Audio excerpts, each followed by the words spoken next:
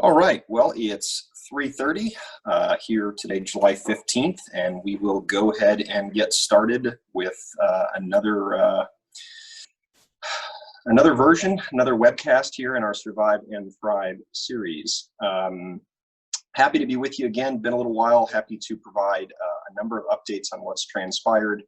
And also, we're going to be rolling out some new content. So look for an email 2 weeks from now. We're actually going to be hosting a webcast all about managing cash flow. So that'll be exciting. Looking forward to that. My name is Ryan Weissmueller. I'm the president of FinTrepid Solutions. We support closely held small and mid-sized businesses, helping them as they work through the challenges over time as their businesses evolve, and certainly many challenges on the horizon right now during that evolution.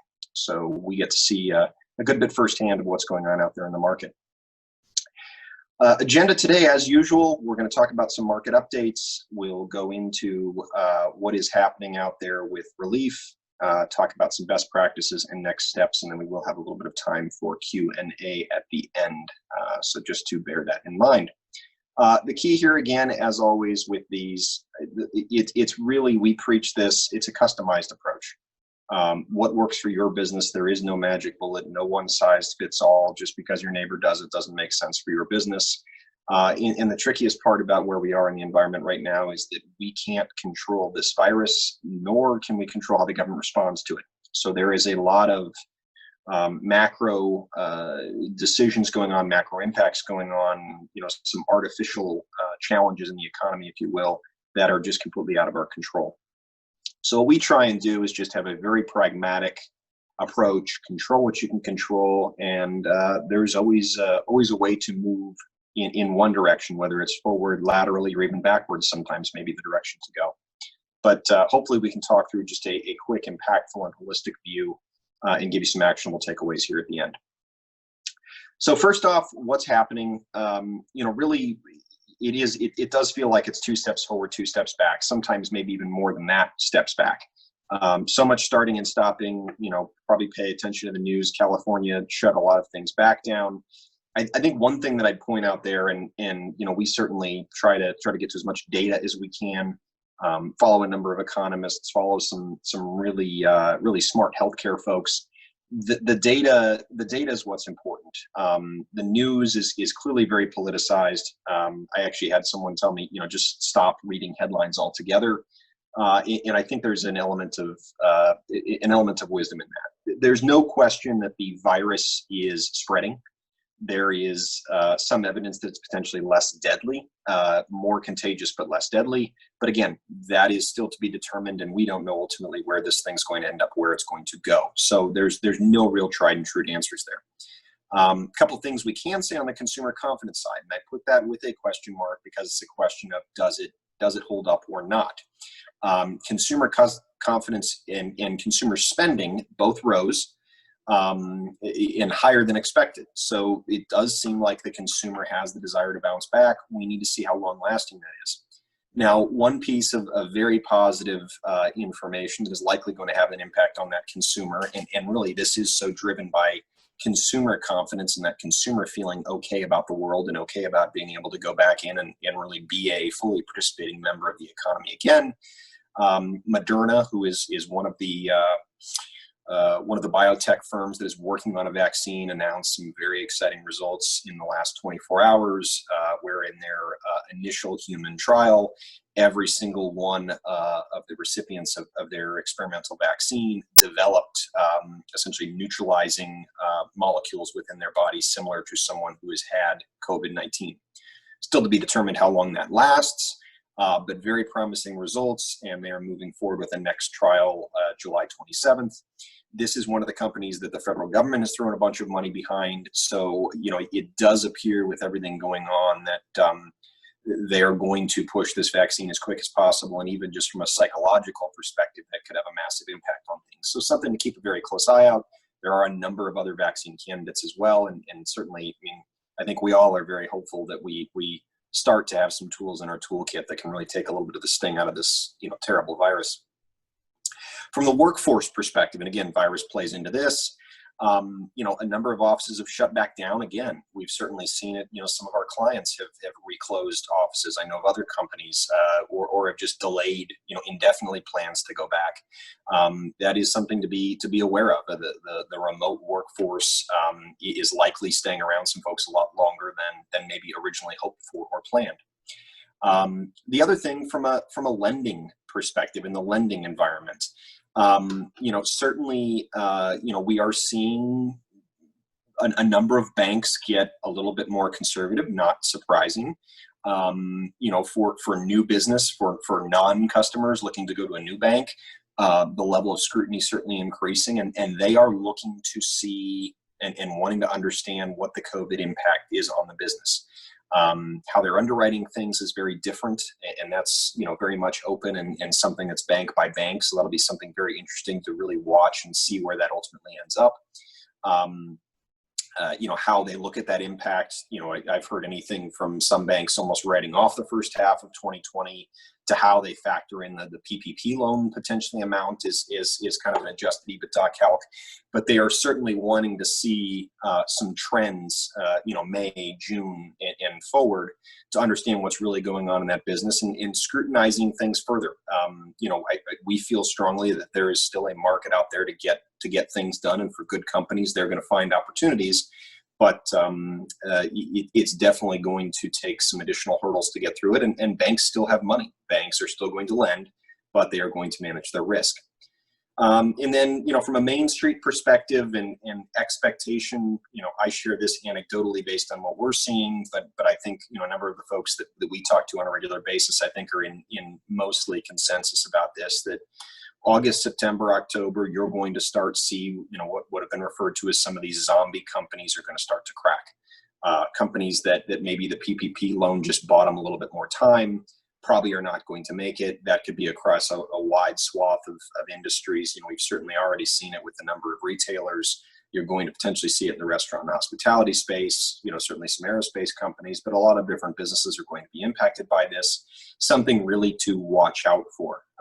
Maybe an opportunity to pick up some assets on the cheap. Maybe an opportunity just to pick up some customers, at a very low cost as well. So that's what's happening out there in the world. Let's talk about small business relief, because there have been some changes here and some key updates. So number one, on the PPP, I really felt like this was going to be off our list by this point, in these presentations, but we're still talking about it. Some banks have started actually collecting information, but to our knowledge, the SBA has not yet opened up anything where formal forgiveness can be applied for. That is still going to be a little bit of a moving target, of course, with the 24 weeks and having that extra time. For many companies, they're not in a hurry to apply and don't know that that's necessarily a bad thing. There were some companies who were able to spend all the money in the 8 weeks and maybe want to, but can't. So that is still a very fluid target. Now, the other thing, two other kind of key points around that we'll talk about. One is have heard from a number of different folks in and around banking that they're still bracing for some potential other changes. Have heard anything from streamlining for some of the smaller loans, a little bit more guidance on how some of the forgiveness pieces are going to work. As we talked about last session, the SBA did release at least some forgiveness applications. So you could see those documents online, and all this is available on their site. But that is still a moving target, but also one that,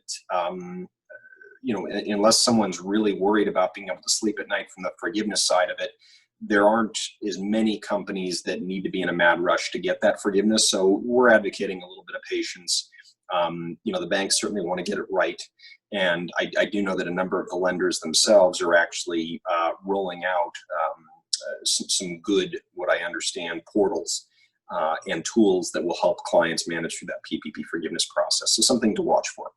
Now, the other tangent to this and the other piece that's been interesting is a number of banks, and from what we've seen, largely smaller ones, have actually sold off these PPP loans to other servicing companies. What that means is potentially you may have applied and received PPP funds from one bank, and you are going to be providing forgiveness from another. Certainly something to pay very close attention to, a question that you probably want to reach out and understand from your bank if it's something as a concern, but that is absolutely happening out there. There are cases of it, for a number of banks. And I would think this is more so the case on the smaller banks where they just don't have the bandwidth to piece through all these forgiveness applications. It may just be a simple function of manpower and where they're choosing to outsource that and exit their positions. But it is a wrinkle to potentially be mindful of, because if you're in it, you may be having conversations with someone you've never met, trying to walk through how you get that forgiveness application processed. So something very interesting to keep an eye on. As far as the Main Street program, and this seems like the little engine that just can't quite. The program is technically speaking live. There are, from what we understand, a handful of banks or so in the Arizona area where we are that are participating. Around the country, certainly more, but by no stretch are the majority of banks participating in the program. Now, a couple key things, and again, a little bit more, at least anecdotal information has come out.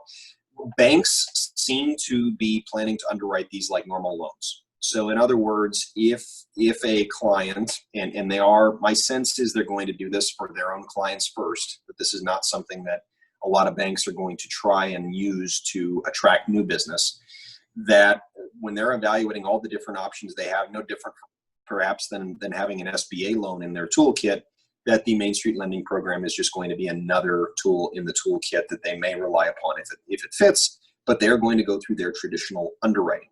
So again, the loan amount has come down. That's a good thing. The rates are attractive. It is a 5-year term, and the first 2 years are deferred, but, and this is a huge but, the amortization in those later years is very high. And so for a company, it seems from everything we've been able to gather that for the company that there is very little uncertainty about the future, that basically once we ride out some of this very acute impact from COVID and from the shutdowns, that company's back on very solid footing, and there's not a question around cash flow and being able to service debt in the future, the Main Street program could make sense. But just being aware that amortization, you're making a lot of payments in the last 3 years of that loan. And so for someone who is putting the loan in place and just thinking, okay, I can buy myself another 2 years and hope that I'm okay, 2 issues with that. Number one, that debt service may end up killing you when it finally does roll out. And number two, and perhaps more importantly, the banks are underwriting to this anyway. So because it is a normal underwrite, because it goes through the normal process, they aren't likely to award the loan to begin with. So do we think there's going to be some application to this? Absolutely. Is it likely to be very narrow? Absolutely. But it is a tool that's out there, something to watch very carefully. As of today, there are still EIDL loans available. So from what we understand on those, it's still $150,000 max. It's based on, we think the formula is somewhere around 50% of gross profit is how they derive it at the max amount. There is a $10,000 grant up front that you're eligible for and can get. That portion is forgivable. There can be some drawbacks with it and how it plays with other financing. So if you're in the market or going to be in the market for financing soon, probably does not make a ton of sense. But certainly can be an extra option for companies that maybe suffered beyond the payroll impact that the PPP was really meant to absorb and need a little bit extra capital, where that $150,000 or so could be very beneficial. This is not, except for the grant portion, not a forgiven loan, but it does amortize over a very, very long term. So it can be an attractive option. The other piece that to mention is SBA loans. So for new SBA loans through, I believe, the end of September, the SBA is actually making the first 6 months of payments for you, where this is not a deferral. It's essentially, if you think about it, those first 6 payments are forgiven. So that, again, for a company who's able to do some new financing, maybe it's a building, maybe it's expanding further, there's some options there where that can be very attractive and another good option, a low cost of capital. But again, be wary of adding debt right now if there's not a roadmap out of it. We've talked about the snowball on these conversations many, many times. Don't let the snowball crush you. And then as far as other federal aid, there is there's going to be a round 4 of stimulus. We don't know what's going to be involved in it. Something to watch very carefully for small business, just from an employee standpoint, is obviously the unemployment benefit is part of that conversation, and that has made it challenging for a lot of companies to rehire because employees are making more being unemployed than employed. But there are a lot of items discussed. We're not likely, it doesn't see another round of something like PPP. There could be some very targeted relief towards some of the hardest hit industries. We've certainly heard that with hospitality and restaurant, for example, perhaps healthcare, but it is very much up in the air, something to keep a close eye on. The Senate comes back from recess here very shortly, and they're going to have to get something done before the end of the month when that unemployment insurance benefit expires. A lot of things being talked around. It does not seem, unlike what we were seeing in some of the early days, it does not seem like there's a lot of broad bipartisan consensus yet. Hopefully that gets there, and hopefully they're able to provide some good solutions in the marketplace. So as we always do, and really where we want to focus is, now what? What do you do? And a couple key things and where we are certainly at this point in the evolution. One is just, what can you glean from May and June? For a lot of companies, some were hit much harder, much earlier, but for a lot of companies that really felt the brunt of this impact, and call it May, June, when parts of the world in March, April, and parts of the world just stopped. May, June, you have some data. You have some data on what this looks like. Is that data flat? Has there been a bounce back, but in a different way? What does it tell you about what your cost structure is able to generate from a revenue perspective? What does it tell you about margins? Really understanding what the COVID impact is in those numbers, and what you can learn from that, what you can take away from that, and what that looks like. And certainly going forward, every month from here, this is a little bit of a science experiment. And so what are the results of that experiment telling you? And paying very, very close attention to that. And again, focused on the drivers that move the business, not going into everything with a fine-tooth comb, but that is extremely valuable. Visibility into cash flow. We talk about cash flow constantly. Cash flow is more important now than perhaps it's been, certainly since the Great Recession. And think of it, for those of you who have heard me before, I'm a big fan of analogies. Think of it as though you're going to be on a long road trip, and that cash is really the gas in your gas tank. And in the world that we live in right now, there's a lot of towns where the gas stations are closed. So you need to figure out how you're going to make things stretch, really having a good understanding of accounts receivable, accounts payable, revenue, and especially, it's tax day today, understanding the tax impact of things. For some of you, you're getting a nice, could be getting a refund back from last year. For some of you, having a big tax bill right now because 19 was a great year, which can be a little bit of a double whammy. So understanding really that cash flow visibility, what does it look like? How much gas in the tank do you have to really tell you how far and where you're going to be able to go on this journey, and what plans you need to take to perhaps ration some of that gas, or be a little bit more fuel efficient, if you will. That is going to be so critical right now. The next piece is a state of the state with your lender, and still they do not have all the answers. They are getting information. I know this on a very regular basis, and there's a lot of behind the scenes going on with banks right now. But what I can tell you is, for companies maybe that have renewals upcoming, or renewals even in the next 6 months, understanding how the bank is going to underwrite you, how they're looking at you right now, what kind of information they're going to want to see. Is the Main Street lending program an option for your business? It quite possibly is, but really sitting down, having a good conversation with that lender, and talking to them about what's going on in your business, what they need to see, what that looks like, and how they're viewing the world, is going to allow you to reassess how to get them the information they need based on that lens, and also to better understand just what sort of options you might have ahead of you. It's going to be a very, very interesting cycle to see how banks underwrite companies right now. And I don't think there's going to be any uniformity about it. And to some extent, it's a little bit of a learn as we go, as we have with so many things right now, because the credit departments of banks weren't prepared for this either. So that is going to be very, very interesting, and how they manage risk and how they look to evaluate things. And then the last piece on here is, by all accounts, for companies that don't have to be in the office, for many reasons, for a safety reason, because the employees don't want to come back, et cetera, the odds are that a lot of offices are going to be effectively closed until the end of the year. I talked to a company the other day, and they were thinking they'd be back in July. They've shelved that indefinitely. So what does that look like? What is the impact? What does that do to change your cost structure? What does it do to, even thinking about things like security and, internet security, I should say, network security. What are the potential impacts of that? How do you ensure productivity? So many questions, but now, at least having the visibility, it seems that's where we are headed. You can at least plan for that. And what does that plan look like? And what are the impacts? And what does it do to your business? Really understanding that's going to be very, very important. So to wrap things up with our takeaways, a few things, and we've talked about this, and I'll say it again. Really, one key is it is your business. We talked about understanding what's happening in May and June with the numbers. This granular, focused approach is going to be so important to understand what you're seeing, what it's telling you. It could look different than your competitors. We've seen businesses that are in very similar spaces that look very, very differently. Maybe some of that's because of the cost structure. Some of that could be because of their actual customer base.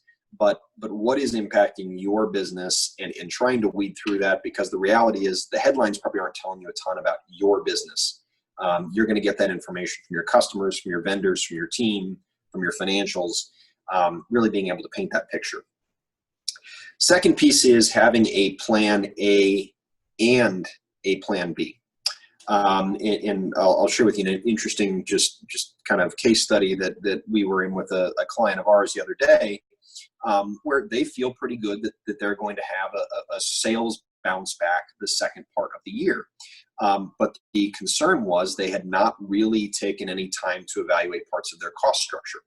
So the conversations we were having and what we went through and did is, okay, that's great. And right now, a lot of companies are reforecasting. It's a good thing to be doing. It's the second half of the year. Certainly as we go, we're learning more seemingly every day.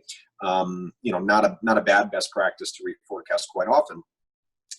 But what we ended up with that made a lot of sense, and really there was good consensus and agreement across the table, was to identify triggers and identify those areas that would be subject to cuts if the sales levels were not hitting those targets. And having some of that in place so that you've proactively thought about it. That way, if there is some softness experienced, you're able to go in and make those changes effectively, efficiently, quickly, without it having a hugely detrimental impact to the bottom line. The third piece is really margins. Margins are super important, and this is not something we've talked about a lot, but now as we're seeing this and certainly seeing some examples, we've seen clients that had sales numbers bounce back very promising, but margins were lower. We've seen other situations where margins have actually been better and sales are lower. The sales, bear in mind, is only one piece of the pie. And that's a very key understanding, because if the sales team out there is getting very excited because they've hit the target set for them, but they're doing it at lower margin sales, the impact on the bottom line, the impact on covering that overhead can be severely diminished. So really understanding what does that margin picture look like? Where do you need to be? And being a little bit proactive with it. What sorts of sales opportunities can you do? Because maybe it does make sense to do a lot of sales at lower margins, especially if you're, for example, sitting on inventory.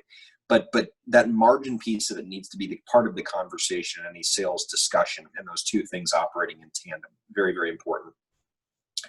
And then the last piece is just the people side of things. What does this look like with a remote workforce? There is still a lot of talent, good talent out there, and some companies have obviously hired people back, some have not. But what does that look like? And what is the impact there? For a lot of companies still have folks furloughed to plan to bring folks back. As I mentioned before, preparing for that remote workforce setting. and you need to revisit, reevaluate what sort of tools, systems you have in place to be able to operate with that in a more effective manner going forward. That people side of it is going to be really, really critical, and a number of companies have figured out how to pivot it very, very seamlessly, very effectively, but that's not without some forethought. So just having all of a sudden your team work from home, again, because this is going to be with us for a while, you may even notice that some things work in the short term, but long term you start seeing some productivity suffer. Something really important to keep an eye on.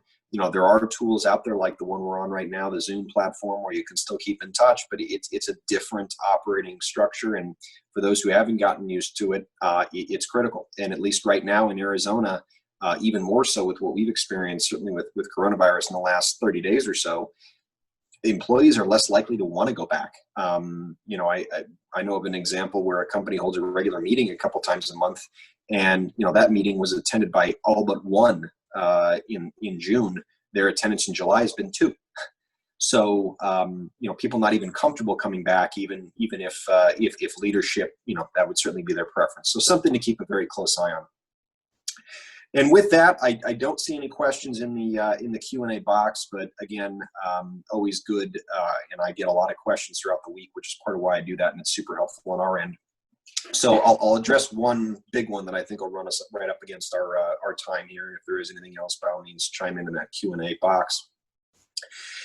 And the question was really around forecasting. I talked about the plan A, plan B. I talked about reforecasting. So let me just share some quick best practices that hopefully are helpful. One would be, it is a good idea certainly to reforecast. I mean, we always advocate forecasting, really a rolling quarterly is ideal, but certainly as we are in the second half of the year, forecast what the next half of the year looks like, July through December. And for many companies, in many instances, and nothing wrong with that, a monthly reforecast likely makes sense. Things are changing that fast, and the variables are changing that fast. We have a client of ours, for example, that does a lot of business in California. They were going on one path as of a week ago, and with the state of California effectively shutting back down a number of businesses in the past few days, now that path has materially changed. So as quick as those variables are changing, nothing wrong with reforecasting fairly frequently. Here's the other piece, though, and really the key, and this is what I want to share from a best practice perspective. The goal is not to get a forecast perfect. The goal is to have a learning tool. You're not going to nail it, but if you can play with variables, move things around, and realize, okay, based on these sales numbers, we're going to lose money, that may be a trigger to go in and cut some cost. It can give you a roadmap to say, okay, this is what we mapped out for the month of August, and now we're a week in and we're at 5% of that forecast. What do we need to do?